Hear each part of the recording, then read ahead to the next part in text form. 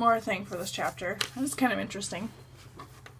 So we're going to learn how to write a repeating decimal as a fraction. So if I give you this number, so we're going to look at our example, which I wrote this out as a nice question on your paper, but I forgot it on mine. A repeating decimal of, I'm sorry, the repeating should just be over, so scratch that. Yours is written correctly on yours. The 6 is just repeating, not the 16. So I'm going to let x equal that number. So that would be 0.16666, and that goes on forever. Now if I look, the repeating part is right here, right? So I want to make my new number with the decimal right in front of the repeating part. So if I look at this, I would just move it over 1. So that means if I'm moving it over 1, I'd multiply by 10. If I moved it over 2, I'd be multiplying by 100. If I moved it over 3, I'd multiply by 1,000. So that might be something you want to do. 1 decimal is 10. 2 decimals is 100, because your homework problem is going to have one that's 100. 3 decimal places is 1,000. Okay? So I'm moving mine 1 over. So I'm multiplying both sides by 10. So I'm going to have 10x equals 1.6666 repeating. Okay, and 6 goes on forever. Okay. So now I'm going to line up these two numbers. So I have x equals 0.166666 repeating, and 10x equals 1.6666 repeating.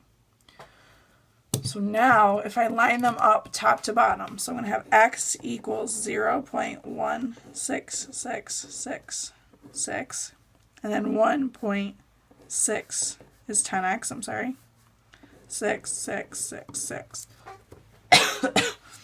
And then I'm going to subtract these two equations, and actually I should write the bigger number down below, so I'm actually going to write this one below here.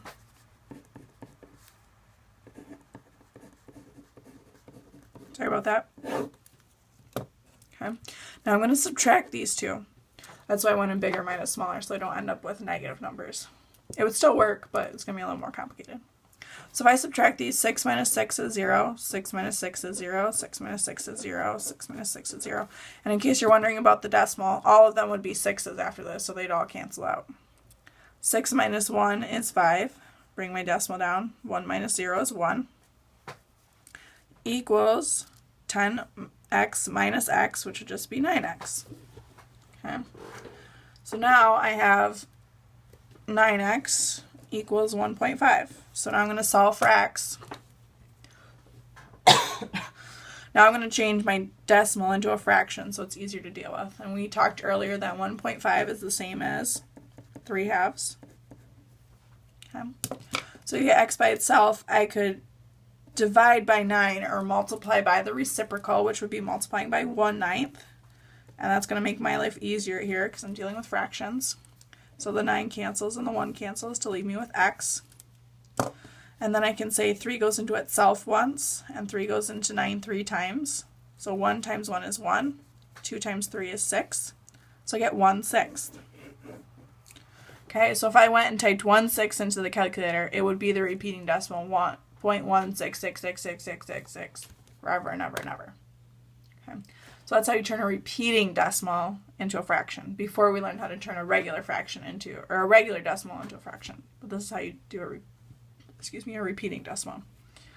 So I hope you guys have a good day. I didn't write down the exit slip, I'm sorry. Let me get a different piece of paper out.